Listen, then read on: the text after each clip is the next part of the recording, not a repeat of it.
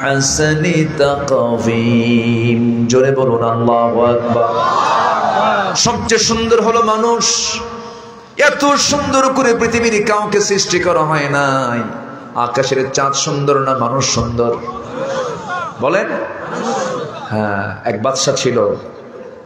সে বাদশা একদিন বইয়ের প্রশংসা করতে করতে বেশি বলে ফেলতেছে তুই আমার চোখে আকাশের চাঁদের চেয়ে সুন্দর। বউ কয় মজা করো। না, সত্যি কইলাম, তুই আমার চোখে আকাশের চাঁদের চেয়ে সুন্দর। কাবার মজা করো। বলতে তুই যদি আকাশের চাঁদের চেয়ে বেশি সুন্দর না হস তুই তালাক। কথা বোঝেন নাই? এই তো একটু বাড়াবাড়ি করে ফেলছে। এই কথা চলে গেছে আলেমদের কানে। এই তো বিশাল বেকায়দা। কি ফায়সালা আসে? শেষ পর্যন্ত তো চ্যালেঞ্জের মুখে পড়ে গেলেন। বউ থাকে আর না থাকে এই অবস্থা হয়ে গেল। একজন বড় আলেমে দ্বীন সেই সময় এসে বললেন, না, বাদশা যে সিদ্ধান্ত, যে কথা জানিয়েছেন এই কথার বৈধতা আছে, কারণ মানুষ সকল সৃষ্টির চাইতে সুন্দর। আল্লাহু আকবার। যখন তাকে বলা হলো না, তোমার কথা এরকম সত্য হবে না, মনে হয় বউটা তালাক হয়ে গেছে, সেই সময় সে আল্লাহওয়ালা বলছেন লাকাদ খালাকানাল কামারা ফি আহসানি তাকওয়িম। ঠিক হইছে? ঠিক হইছে? কি হবে?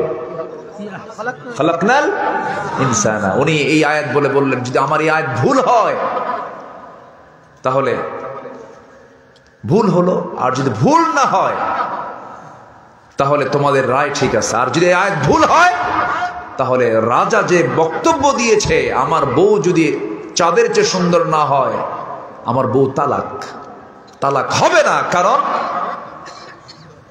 আকাশের চাঁদের চাইতে মানুষ সুন্দর। আল্লাহু আকবার। মানুষ সুন্দর। এত সুন্দর করে কে বানাইছেন? কার গোলামি করার জন্য? হিন্দুস্তানের গোলামি করার জন্য।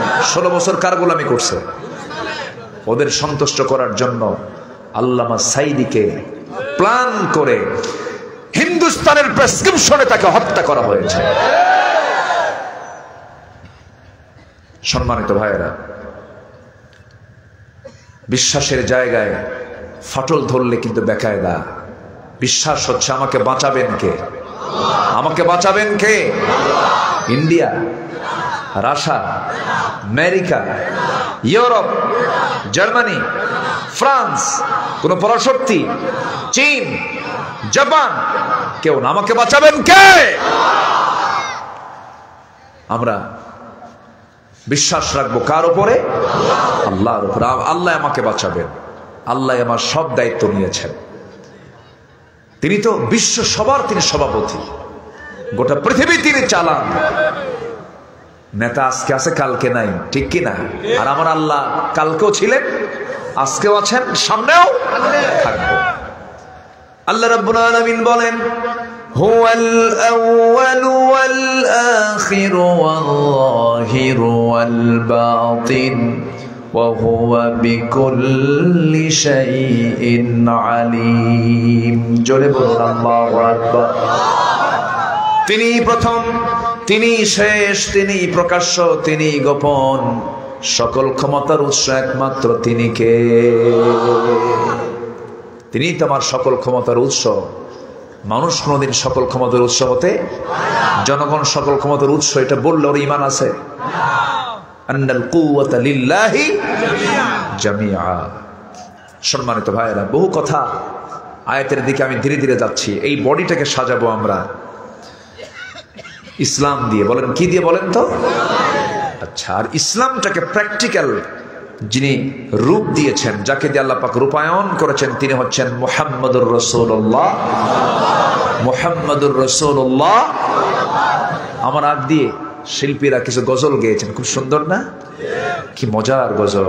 মনে হচ্ছিল আজকে ওয়াজ বাদ দিয়ে গজলই শুনি। গেল কই সব? চলে গেছে। ক্ষুধা লাগছে মনে হয়। হ্যাঁ, ওয়াজ করলে ক্ষুধা লাগে। ক্ষুধা লাগে না? আপনি বসে আছেন, ক্ষুধা লাগে নাই? আচ্ছা, কষ্ট হচ্ছে না তো? জি, বলি আলহামদুলিল্লাহ। কথা বলা তো সহজ না, কথা বলা একটু কষ্ট হয়। সেদিন এক ডাক্তার বললেন, হুজুর আপনি এত লম্বা সময় কথা বলেন কেমনে? আমি কি বলি? আল্লাহ আমাকে বলায় দেয়। আমি কি বলি নাকি? আল্লাহ আমাকে বলায় দেন দেখি বলি। তা আমারে একটু দরদ করে বলতেছে, আপনি 5 মিনিট পর পর পানি খাবেন। বললাম কেন? আপনার যে যে ভোকাল কর্ড, এটা এত চলে, এত চলমান থাকে, এটাকে যদি শুকনাতে রাখা হয় ভোকাল কর্ড তো নষ্ট হয়ে যাবে। মানে ওনার সায়েন্স উনি খাটাচ্ছেন। এই জন্য 5 মিনিট পর পর আপনি একটু পানি খেলে ওটা ভিজবে, ভোকাল কর্ডটা আপনার ভালো থাকবে। বললাম 5 মিনিট পর পর যদি পানি খাই আর জনগণ যদি এটা দেখে একদিন, বলবে পানি খাওয়া হুজুর।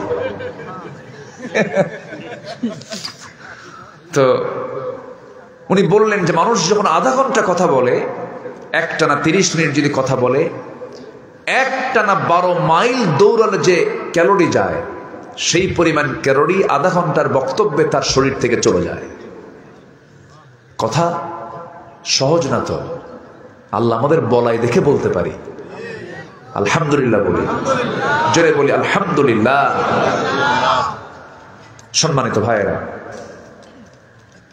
তাহলে আমার দেহটা সাজাবো আমরা একটা চরিত্র দিয়ে। মুহাম্মদ সাল্লাল্লাহু আলাইহি ওয়াসাল্লাম রাসূল কেমন করে চুল রাখতেন, আমরা তেমন করে চুল রাখবো। রাজি আছি না ইনশাআল্লাহ? যুবকদের এখন মাথার চুলগুলো ঠিক আছে? মাথার চুলগুলো এই দিকে নাই, পিছনেও নাই, আছে না? এরকম আছে। এইদিকে চামড়া বের করা, এইদিকে চামড়া বের করা। মাথার উপরে দক্ষিণ তালপট্টির দিক, সেন্ট মার্টিন দিক গোল করে রাখে। যদি বলা হয় ছেলে তুমি মাথার চুল কেমন করে রাখছো কেন, হুজুর বুঝবেন না এগুলো। মেসি, তুমি কি নেইমার, তুমি কি কুত্তা? যেরকম নাউজুবিল্লাহ, ওরা তো কুকুর নিয়ে থাকে। মেসি নেইমাররা কি নিয়ে থাকে? বলেন বলেন বলেন, কি নিয়ে থাকে? কুকুর নিয়ে থাকে। কুকুরের পিছনে কোটি কোটি টাকা খরচ করে, শুকুরের গোশত খায় আর কুকুর নিয়ে শুয়ে থাকে। এই হলো ওদের জীবন। গোশত খায় কিসে? মাংস খায় কিসে? শুকুরের। গোশত বলবো না, মাংস। মাংস খায় কিসের? শুকুরের। আর শুয়ে থেকে কার সাথে? কুকুরের সাথে। এই হলো ওদের লাইফ স্টাইল। তাকে ফলো করবা কেন? মাথার চুল, আবার শার্ট পরে, প্যান্ট পরে, এমন নিচে পড়ে, প্যান্ট এত নিচে ঢিলঢালা, একদম নাভির নিচে এত নিচে পড়ে, সীমান্ত বর্ডার। আমি কি ভুল বলতেছি? সীমান্ত বর্ডার মানে যে কোনো সময় খুলে যেতে পারে, অঘটন ঘটতে পারে। নতুন প্যান্ট বাজার থেকে কিনে আনে, 2 হাঁটু ফাটা, আছে না? বলেন তো, হাঁটু ফাটা প্যান্ট, মনে হয় কোথাও যেন পড়ে রোড অ্যাক্সিডেন্টে হুন্ডা অ্যাক্সিডেন্ট করে মনে ফাটে ফেলছে, এরকম একটা ভাবসা।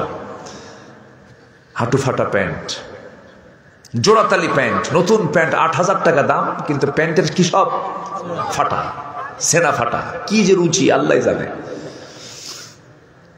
যদি বলা হয় তুমি এই ডিজাইন পাইলা কোথায়, হুজুর বুঝবেন না, এটাই পৃথিবীর সবচাইতে আপডেট সেরা।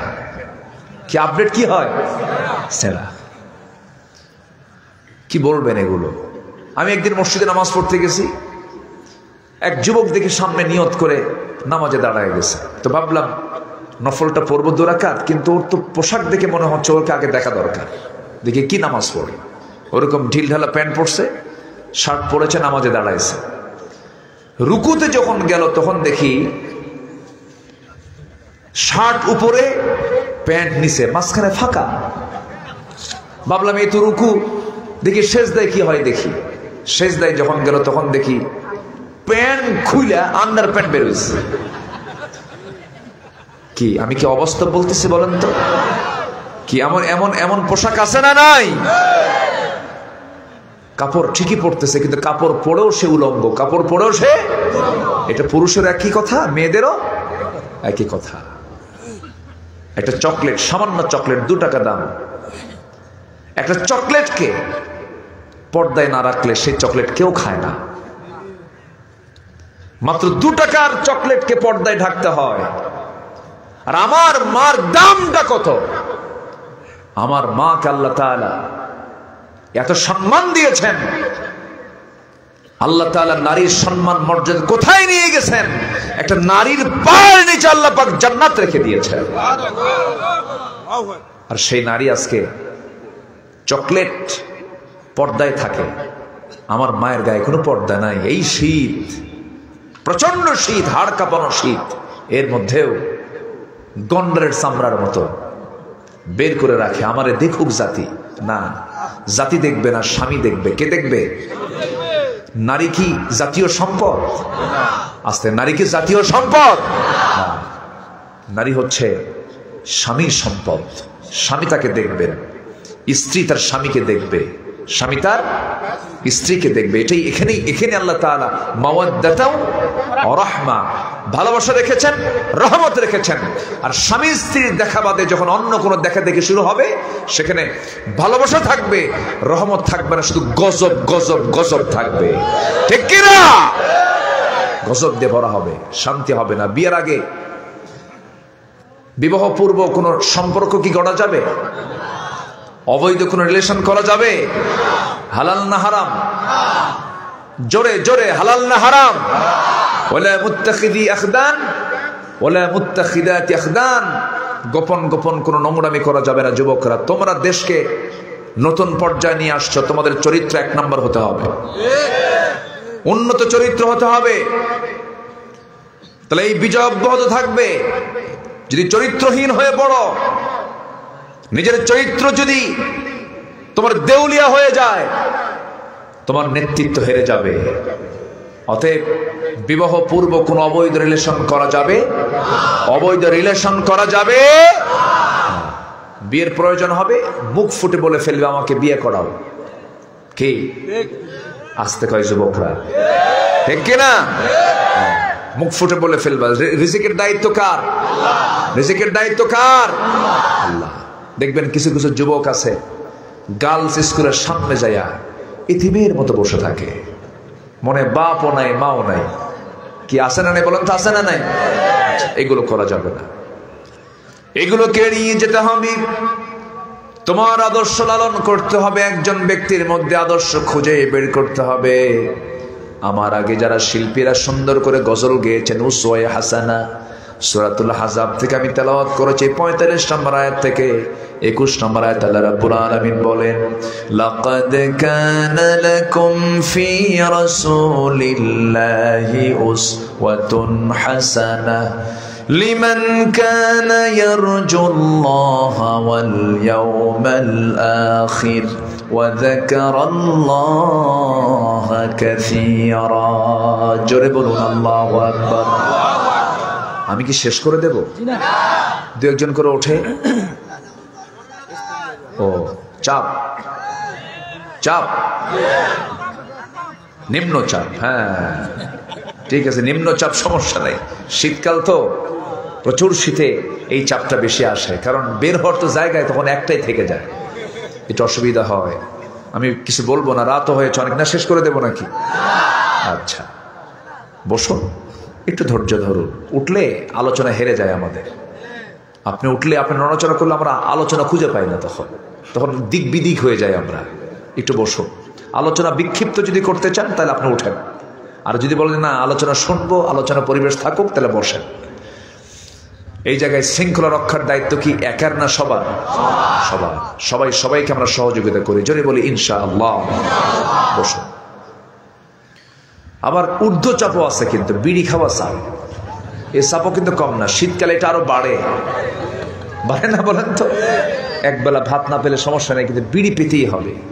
প্রতি টানে তৃপ্তি আনে, প্রতি টানে তৃপ্তি আনে। কি টান দিল! এক ধোঁয়া মুখ ভরায় 3 তলায় পাঠায়। আছে না নাই বলেন তো? এত বিড়ি খায়, ইটের ভাটা ফেল, এত খাওয়া খায়। টেনশন মুক্ত জীবনের জন্য একটা টান দিলেই যথেষ্ট। যেরকম নাউজুবিল্লাহ, কোন নেশার দিকে যাওয়া যাবে না। টান, টানাটানি, ঢালাঢালি কোনোটাই করা যাবে না। ঢালাঢালিও জায়েজ নাই, টানাটানিও জায়েজ নাই। কোন নেশার দিকে আমরা যাব না। জোরে বলি ইনশাআল্লাহ। অর্থমন্ত্রীরা আমার দেশে প্রত্যেক বছরই বিড়িতে বাজেট বাড়াইছে, তারা বিড়ির দাম বাড়াইছে। ধন্যবাদ তাদেরকে বিড়ির দাম বাড়ানোর জন্য। কিন্তু বিড়ি যারা খায় তারা কয়, মন্ত্রী বাড়ায় লাভ নাই তো, প্রয়োজনে বাড়ি বেঁচে হলেও খাবো। এত নেশা, কোন নেশার দিকে আমরা যাব না। জোরে বলি ইনশাআল্লাহ। ওয়ালা তুলকু বিআইদিকুম ইলা তাহলুকা, নিজকে ধ্বংসের দিকে ঠেলে দিও না, লাঞ্চ নষ্ট করে ফেলো না, নিজেকে রোগাক্রান্ত করো না। জবাব দিতে হবে সুম্মা লাতুসআলুন্না ইয়াওমা ইযিন আনিন নাঈম।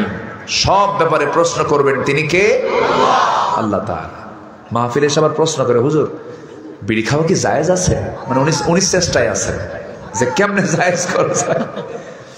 না, আমরা সকল নেশাকে মানা করব, কারণ যদি আপনি পাপ করেন, পাপ করলে সেই পাপের চিত্র আপনার চেহারায় ফুটে ওঠে। আল্লাহ কি করছেন দেখেন।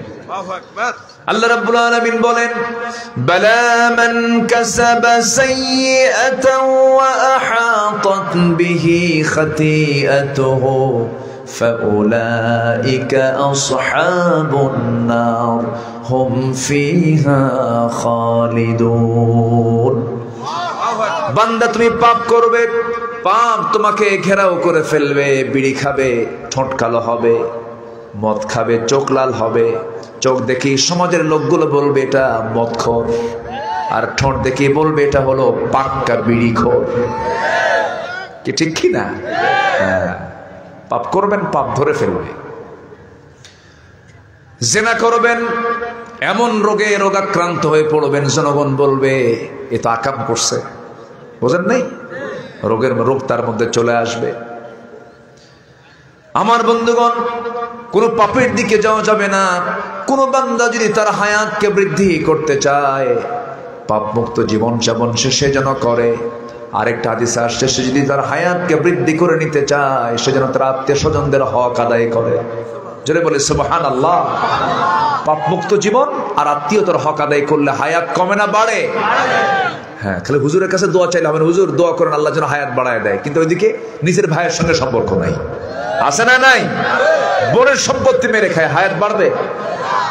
হায়াত বাড়াতে হলে আত্মীয়তার হক আদায় করতে হবে, পাপ মুক্ত জীবন যাপন করতে হবে। আল্লাহ কবুল করুন। জোরে বলি আমিন। তাহলে আমার জীবনটা সাজাবো কোন ব্যক্তিকে সামনে রেখে? মুহাম্মদ সাল্লাল্লাহু আলাইহি ওয়াসাল্লাম। রাসূল আমার আলো আশা, রাসূল আমার ভালোবাসা, রাসূল আমার প্রেম বিরহের মূল আলোচনা, রাসূল আমার কাজে কর্মে অনুপ্রেরণা, রাসূল আমার ভালোবাসা। আল্লাহ কবুল করুন। জোরে বলি আল্লাহুম্মা আমিন। রাসূলকে লালন করার দরকার আছে না? রাসূলকে স্বপ্নে দেখতে ইচ্ছা হয়? সবাই কি দেখতে রাজি আছেন? যদি দেখতে রাজি থাকেন, দেখবেন একদিন। জোরে বলি ইনশাআল্লাহ।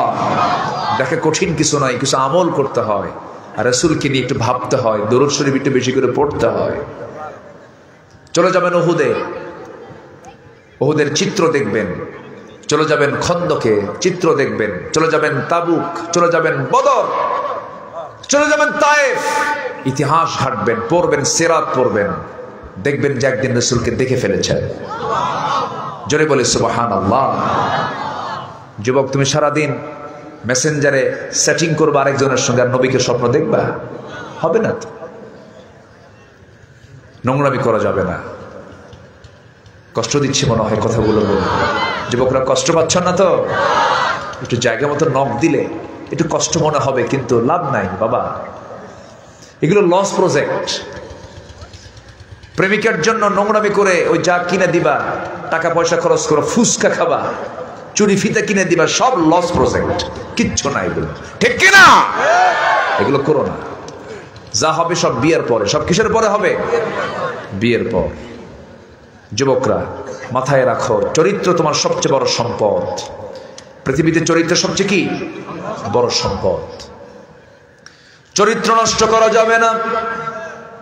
আমরা সেই নবীর উম্মত, যে নবীর 5 বছর বয়স যখন মক্কার কুরাইশরা আল্লাহর ঘর কাবাকে সামনে রেখে যখন তারা তওয়াফ করত, উলঙ্গ হয়ে তওয়াফ করত, আবু তালেব আমার নবীজি কি বলে ফেললেন, ভাতিজা মুহাম্মদ লুঙ্গিটা খুলে ফেলো। আমার নবীজি লুঙ্গির গিটায় হাত দিয়েছেন, পাজামার গিটায় হাত দিয়েছেন, লজ্জায় পড়ে গেছেন, আরে এতগুলো লোকের সামনে আমি উলঙ্গ হব কেমনে, সেন্সলেস হয়ে পড়ে গেছে। কি লাজুক নবী আমার নবী ছিলেন। হালিমাতুস সাদিয়ার ঘরে ছিলেন তিনি 5 বছর। বনু সাদ আমি নিজে গিয়েছি। নবীজি বনু সাদের জন্য দোয়া করেছেন, তায়েফের জন্য দোয়া করেছেন।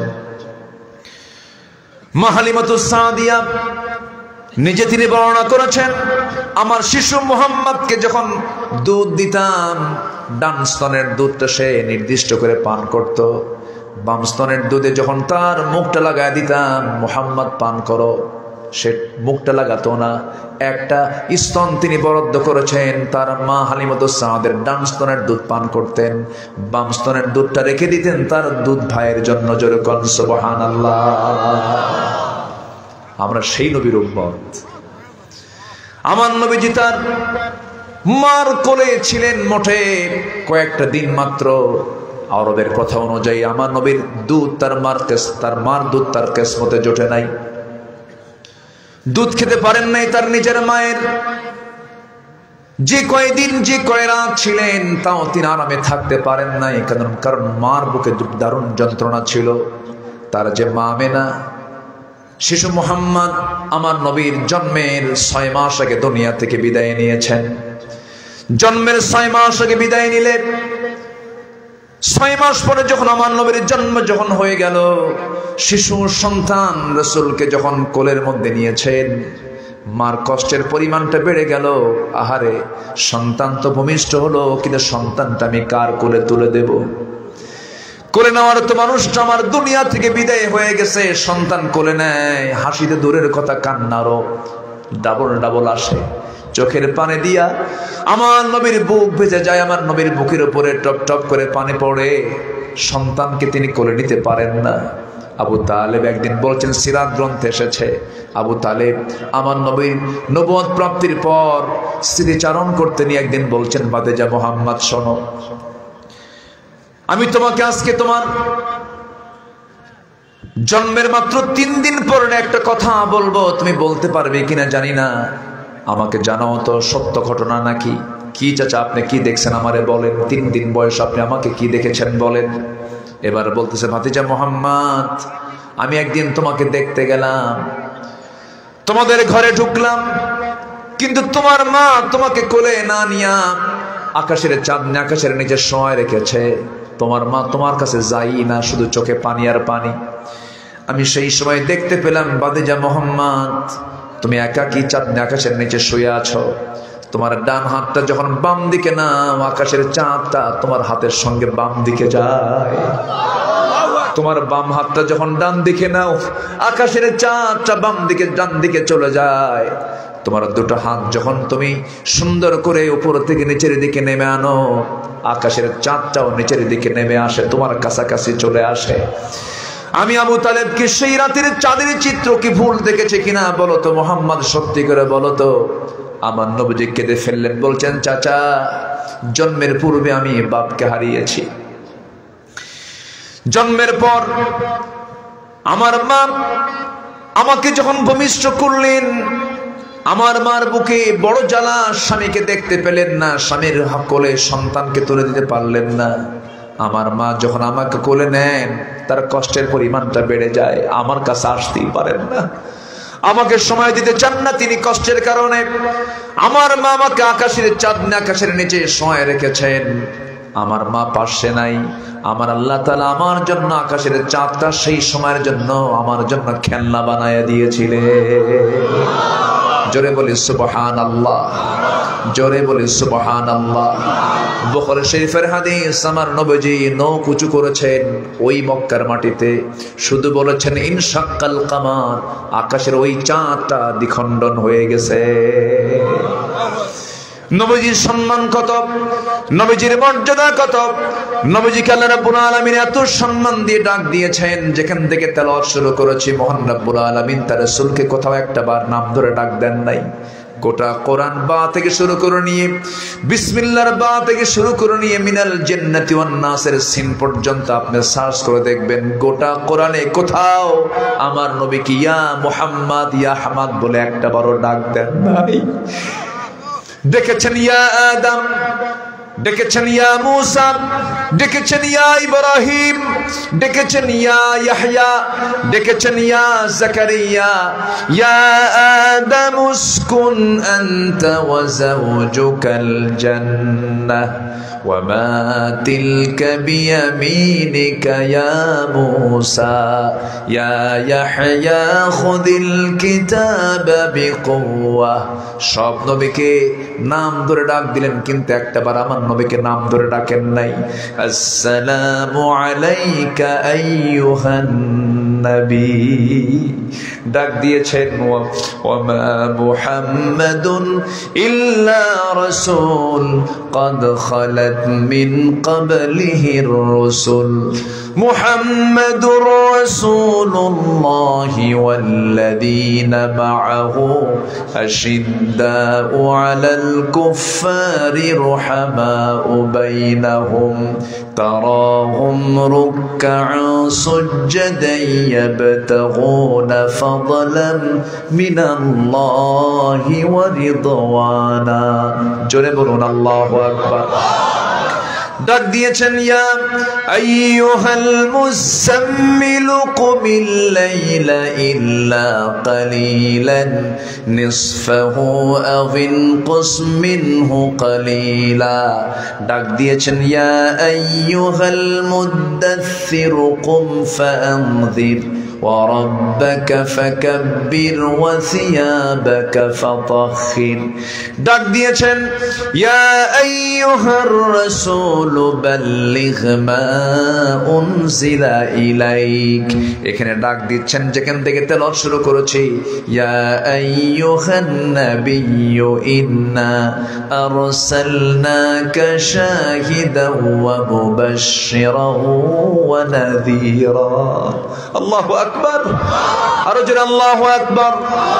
কি খেতাব দিয়েছেন, কতগুলো লকব লাগায় দিয়েছেন। রাসূলকে বলছেন শাহিদ, মুবাশশির, নাযীর, দাঈ, সিরাজাম মুনীরা। আল্লাহু আকবার বলে এত গুণ ধরে ডেকেছেন আমার নবীকে। তিনি কে? এত সম্মানের নবী আমার। সেই সম্মানের নবীর আমরা উম্মত হতে পেরেছি, আমরা কতটা ধন্য। সেই নবীজির জীবনের কোনো গুনাহ নাই, অথচ তার কান্না কত গভীর ছিল। গত কয়েকদিন আগে একটা হাদিস পড়লাম, হাদিসটা হয়তো এর আগেও পড়েছে, স্মৃতিতে ছিল না। আমার নবীজির কান্নাটা এত গভীর ছিল যে নবী যখন কাঁদতেন নামাজের ভিতরে আওয়াজ বের হতো, সে আওয়াজটা ছিল কেমন ধরনের আওয়াজ। হাদিসে আসছে আমার নবী যখন কাঁদতেন নামাজের মধ্যে, উনুনে চুলায় আগুন ধরায়া দিয়া যদি কোনো পাতিলে পানি গরম করা হয়, পানি যখন সিদ্ধ হয়ে যায় টকবকের একটা আওয়াজ হয়। টকবক টকবক করলে যে আওয়াজটা হয়, আমার নবী সেজদায় যখন যেতেন তার কান্নার আওয়াজটা পানির টকবক আওয়াজের মতো হতো। আল্লাহু আকবার। এত কাঁদতেন তিনি, অস্থির হয়ে যেতেন, ছটফট করতেন। আম্মা জান আয়েশা একদিন বলে ফেললেন ইয়া রাসূলুল্লাহ আপনি এত কাঁদেন কেন? সব তো মাফ হয়ে গেছে, আপনার কোনো গুনাহ আপনার নাই। রাসূল বলতেন ও আয়েশা, আল্লাহ আমাকেও ধরলে আমিও পাকড়াও হয়ে যাব, আমিও নিস্তার পাবো না। ইল্লা ইয়াতাগাম্মাদানি আল্লাহ, কিন্তু আল্লাহ আমাকে রহমতের চাদর দিয়ে বেষ্টন করে রেখেছেন, আল্লাহ আমাকে মাফ করে দিবেন। আমার বন্ধুগণ, সেই কঠিন দিন সবার সামনে আছে না নাই? সেই কঠিন দিনের জন্য আমরা প্রস্তুতি নিয়ে নেব। সাহাবে কেরাম কাঁদতেন। সাইয়েদনা আবু বকর সিদ্দিক রাদিয়াল্লাহু তাআলা আনহু চোখের পানি ফেলে ফেলে কাঁদতেন। মাঝে মাঝে বলতেন আল্লাহ আমারে কেন মানুষ বানায় ফেললা, আমারে যদি আকাশের পাখি বানায় দিতা, আমার কোনো বিচার হতো না। সাইয়েদনা উসমান জিন্নুরাইন কাঁদতে কাঁদতে কবরের পাশে গিয়ে দাঁড়াতেন আর বলতেন আরে দুনিয়াতে কত বন্ধু খুঁজে পাওয়া যায়, এই কবরবাসীর কোনো বন্ধু নেই, এই কবরে আমি যাব কেমনে? আমার বন্ধুগণ, আম্মা জান খাদিজার মতো মানুষ, যাকে আল্লাহ নিজে পর্যন্ত সালাম দিয়েছেন, সেই খাদিজার মতো মানুষ বলছেন ইয়া রাসূলুল্লাহ আমার কবরটা খুব ভয় লাগে, কবরে যাব কেমনে, কবরের সময় কাটাবো কেমনে হুজুর? আমি যদি মারা যাই আমার লাশটা আপনি নিজের কবরে শোয়া দিয়া সওয়াল জবের প্রশ্ন আপনি দিয়ে দিবেন। কি পেরেশান তাদের মধ্যে ছিল আমার বন্ধুগণ। সেই কবরবাসী আমরা একদিন হব। আমলনামাগুলো বাম হাতে নিতে চাই না ডান হাতে নিতে চাই? বাম হাতে না ডান হাতে? ডান হাতে। ডান হাতে আমলনামা যদি নিতে হয় ওই কাতারে যাব আমরা। ওয়াস-সাবিকুনাস সাবিকুন উলাইকাল মুকাররাবুন। জোরে বলুন আল্লাহু আকবার। وكنتم أزواجا ثلاثة। আল্লাহু আকবার। আমার বন্ধুগণ সাবিকুনদের কাতারে শামিল হয়ে যাব। ওয়াসারিউ ইলা মাগফিরাতিম মির রাব্বিকুম ওয়া জান্নাতুন আরদুহাস সামাওয়াতু ওয়াল আরদ উইদ্দাত লিল মুত্তাকিন আল্লাযীনা ইউনফিকুনা ফিস সাররাই ওয়াদ দাররাই ওয়াল কাযিমিনাল গায়য والعافين عن الناس والله يحب المحسنين। জোরে বলুন আল্লাহু আকবার। আমরা জান্নাতের